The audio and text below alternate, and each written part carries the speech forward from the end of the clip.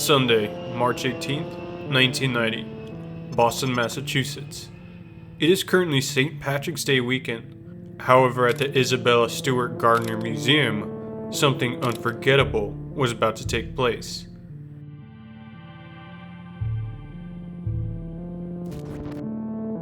At 1:24 a.m., two police officers arrive at the museum's entrance facing Palace Road. They informed the guard that they were responding to a disturbance call, and they came to investigate. Inside, the 23-year-old security guard, Rick Abbott, was unaware of any calls made about the museum. However, with the festivities of St. Patrick's Day weekend occurring, Abbott decided to buzz the two officers in and let them conduct their investigation. Once inside, the officers began questioning Abbott.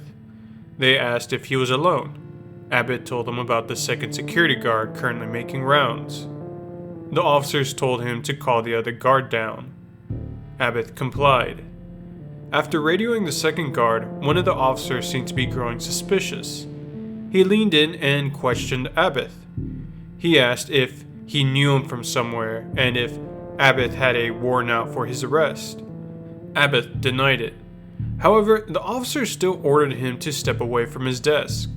As Abbott was stepping away from the security desk, the second guard walked in. The two officers then placed them both up against the wall and handcuffed them.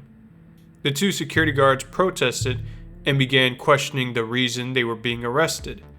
However, the two stopped resisting when they heard the officers answer. "Gentlemen, this is a robbery." The two robbers then guided the guards downstairs and into the museum's basement. Here, they separate the two into different locations. In addition to the handcuffs, they further restrained the guards with duct tape. With the two guards out of the way, the robbers could begin their work.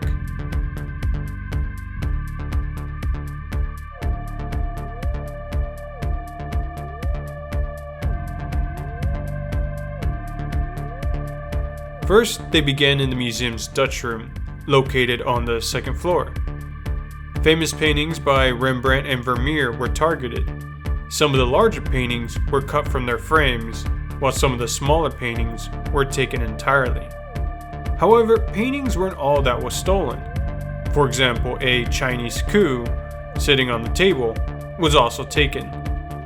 The next room the robbers visited was the short gallery. This room was on the second floor, but is located opposite to the Dutch room. Multiple drawings by Degas were taken from here, as well as the filial from the top of the French Napoleonic flag. The final work of art taken from the museum was the Ches Tortoni by Manet. This work of art was located in the Blue Room on the first floor. With all the stolen pieces of art in hand, the robbers finally left the museum, but not before breaking into the security director's office and taking the videotapes to the cameras, as well as the printouts from the motion detectors. The total time to complete the robbery? 81 minutes. The total value of all 13 items taken from the museum? $500 million.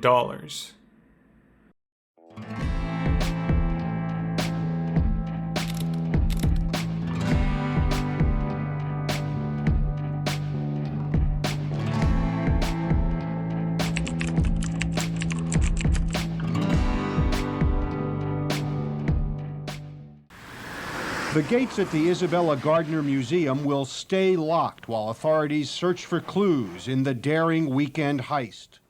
At approximately 8 a.m., Boston police would arrive on the scene. They responded to a call from the museum's day shift security guards. They had entered the museum but couldn't find the night shift guards. They noticed the broken security director's office and immediately called Boston PD. The Boston police officers searched the museum and found the guards restrained in the basement. Many pictures were taken of the scene of the crime. However, most of their focus seemed to be on the security guard, Rick Abbott, or rather the unusual way that duct tape was applied to Abbott, mainly the way that it was wrapped around his face. As for the scene of the crime, the investigators noticed some unusual patterns in the methods of removing the paintings. Normally, stolen paintings are simply taken as a whole. It is the quickest and cleanest way to steal art. However, here in the Dutch room, the larger paintings were cut out. This didn't make much sense because cutting the paintings would severely damage the pieces of art.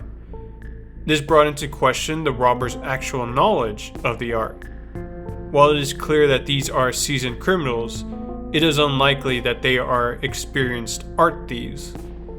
Another surprise found by investigators was a lack of videotapes and motion sensor readouts. Judging by how they were stolen, the robbers clearly knew some of the inside workings of the museum. This would lead investigators to believe that the robbers had insider knowledge. Although there were no videos of the robbers, police were still able to get a sketch of them from the guards.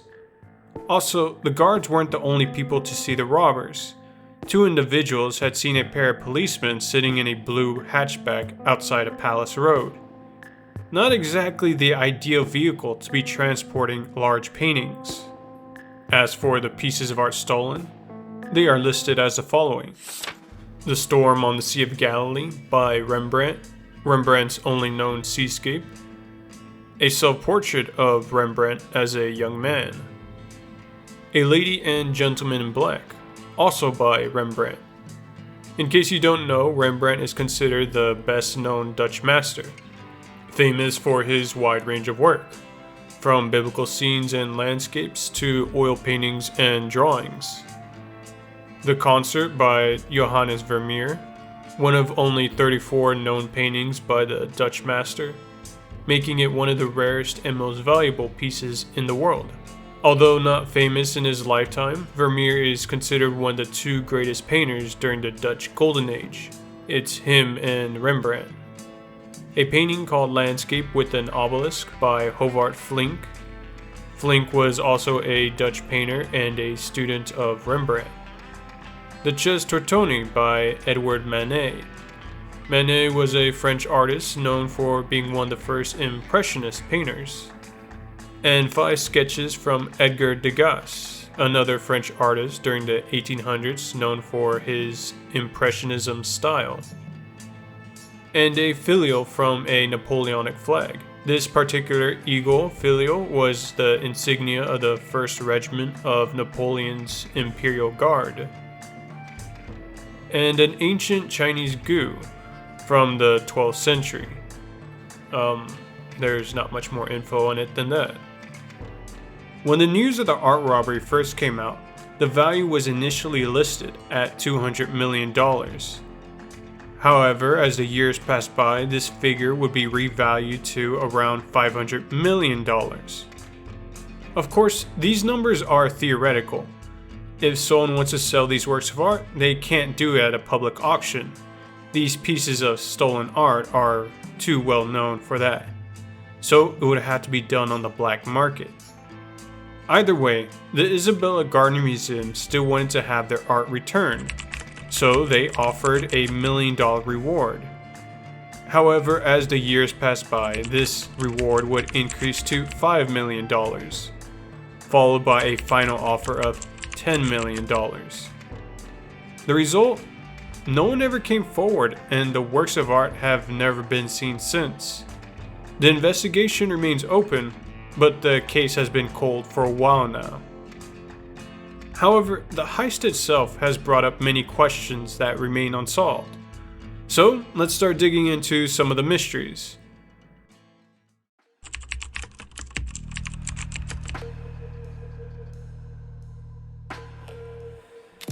So, the case of the Gardner Museum robbery has been unsolved for over 3 decades. This is mostly due to the following mysteries. First, let's begin with the security guards, mainly Rick Abbott, the guard who let the robbers in to begin with. His actions bring up quite a few questions, the obvious one being, why did he open the doors for the robbers? The museum's protocol clearly states that he shouldn't let anyone in, and if they refuse to leave, he should call the police. Another question brought up was, why did he leave his desk?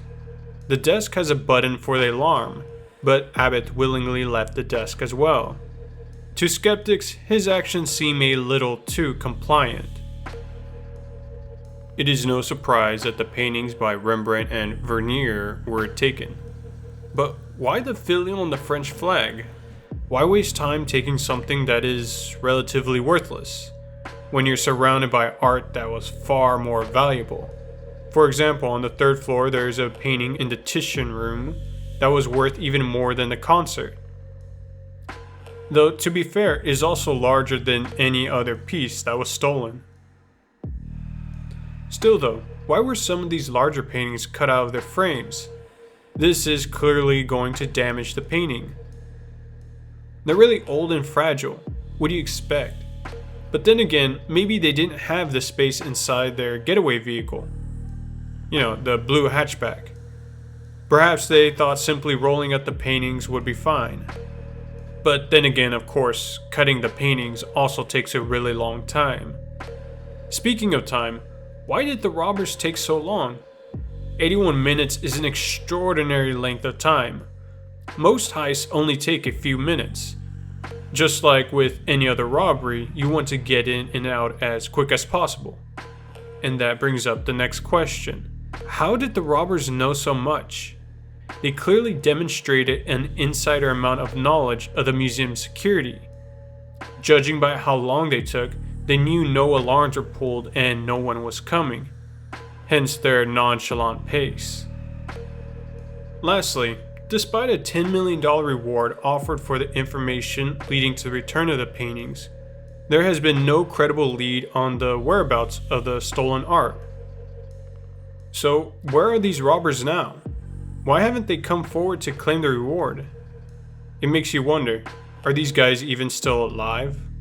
Now, the robbers might have taken the videotapes and the motion readouts, but they forgot one thing, and that's the hard drive that the motion readouts are stored on.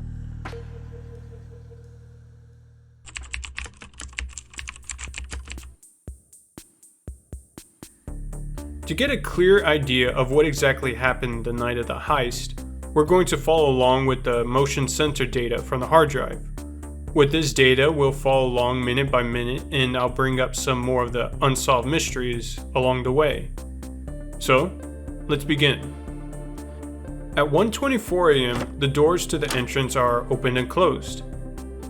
Then we have to skip to 1:48 a.m. to find movement.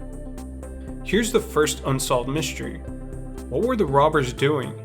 Yes, they talked to the guards and tied them up, but it's generally agreed that this encounter only took 5 or 6 minutes, and not a full 24 minutes. So at 1:48 a.m., the sensors pick up movement at the staircase to the 2nd floor, followed by movement in the Dutch room. The thieves were probably taking the paintings off the wall at this point. Just a reminder, the Rembrandt's veneer and the Chinese goo were taken from this room. At 1:51, there is movement in the hallway, followed by movement in the early Italian room, then to the short gallery. One of the thieves had made their way here to steal the Degas artwork and the filial. At 1:52 a.m., there is still movement in the Dutch room. The robber is probably still cutting the paintings out of the frames at this time. The time now is 1:54 a.m. There is movement in the early Italian room again, followed by the hallway. He's probably going to help the other robber with the paintings.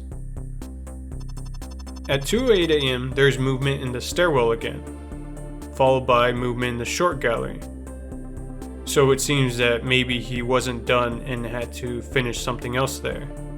Perhaps it was here that the filial was taken, maybe as an afterthought. At 2:09 a.m., there is movement in the hallway.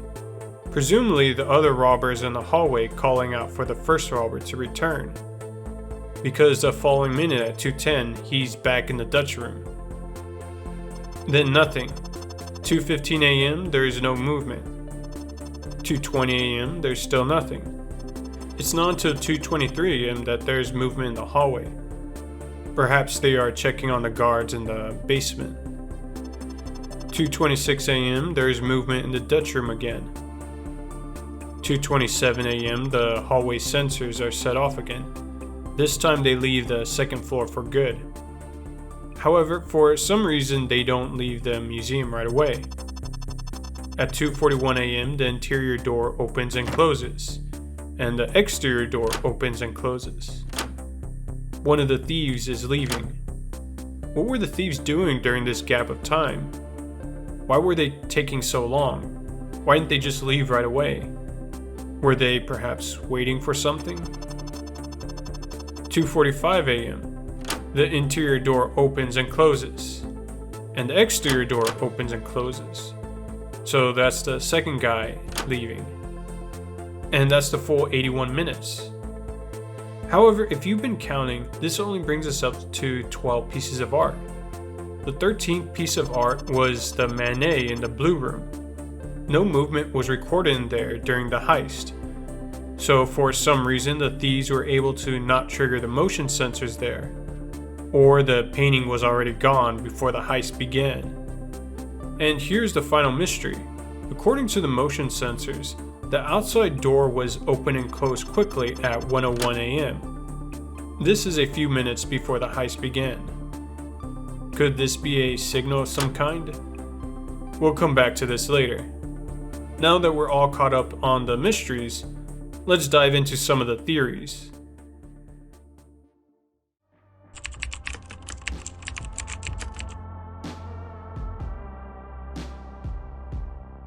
This might not be a totally separate theory, but it's something that should be kept in mind before we continue. Many people believe that one or both of the security guards were in on the plan to rob the museum. The main suspect being Rick Abbott. His actions that night seemed very suspicious. When the two robbers showed up, they seemed to have fully expected to be let in. And judging by how well they knew the layout of the museum, and knew the locations of the surveillance footage, it is safe to assume that they had quite a lot of insider information. So it stands to reason that they would also know the museum's protocol to not let anyone in after hours. This clearly wasn't a robbery done on a whim. And the second thing, the entrance was open and closed twice before the robbery. Abbott was questioned and he said it was probably him who did it, but he doesn't really remember why he did it. The Blue Room. As mentioned earlier, Abbott was the only one to enter the Blue Room, and he did it before the robbery. A lot of people speculate that Abbott took the painting because he knew the robbery was going to happen, and the motion sensor readouts were going to be taken anyway. Abbott just wasn't very technology savvy enough and didn't know about the data being stored on the hard drive. However, you have to understand, there is no conclusive evidence against Rick Abbott. Everything is up to theories and conjectures. Rick Abbott was never charged with any crime. Neither was the other guard or any other employee working for the museum. And despite the suspicious behavior from Abbott that night, there are a few holes in the theory that Abbott was an inside man on the job. For example, Abbott was a 23-year-old musician and was more focused on his band and partying than his work as a security guard, and admitted to coming into work inebriated a few times. So it is unlikely he would have been seen as a reliable accomplice for this crime.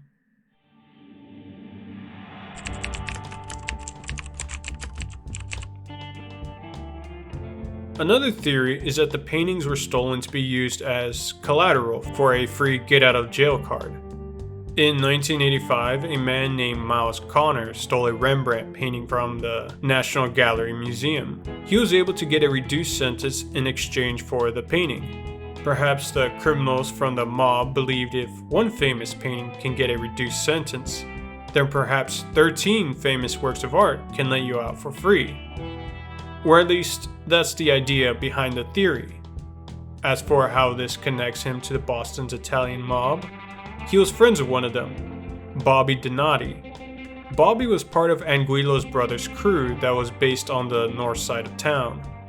Again, the problem with this theory is that no one has ever brought the art up as collateral. Miles Connor was in jail when the robbery took place, so that's his alibi. And as for Bobby Donati, well, the mob had been experiencing heavy internal fighting during the late 1980s. including assassination attempts in broad daylight. So it's no surprise that Bobby Donati would meet his end in September of 1991. He was found in the trunk of a Cadillac he had been driving. Some people think that Bobby had the paintings, but died before he can use them.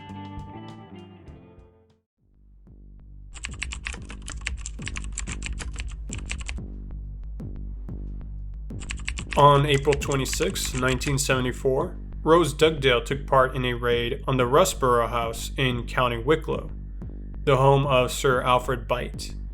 Dugdale and 3 other IRA members forced their way into his house and attacked Sir Alfred and his wife before tying and gagging the couple. The IRA members then stole 19 paintings valued at 8 million Irish pounds, including works by Gainsborough, Rubens, Vermeer, and Goya. The Vermeer taken was the lady writing a letter with her maid. The IRA members then sent a ransom note offering to exchange the stolen paintings for 500,000 Irish pounds and the release of Dolores and Marion Price, 2 sisters convicted of IRA bombings. Authorities started a nationwide hunt for the paintings, and on May 4, 1974, they raided a house rented by Dugdale and discovered all 19 paintings in the trunk of a car. Dugdale would later be arrested and charged for art theft and attempted bombing from a helicopter. So that's why this theory is so popular. The IRA has done it before, and with the Irish mob in Boston being sympathetic to the IRA's cause, people believe that the robbers might have stolen the art to try and raise money for the IRA.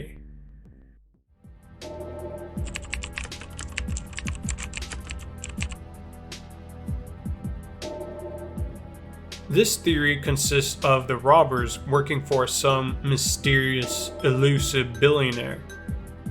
In the James Bond movie, Dr. No, Bond and Honey Ryder are exploring the underground lair of Dr. No, when Dr. No himself shows up and invites Bond to dinner.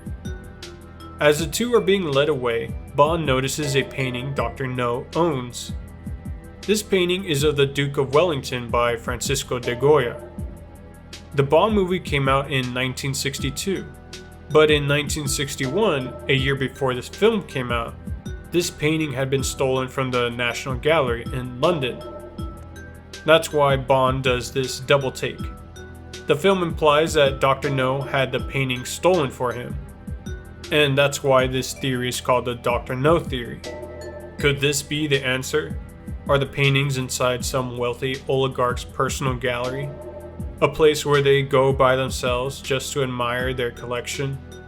Supporters of this theory point to the list of items taken. To many, the items taken seem more like a grocery list rather than items taken specifically for their value. So many people think that the thieves already had a buyer or were directly working for a buyer.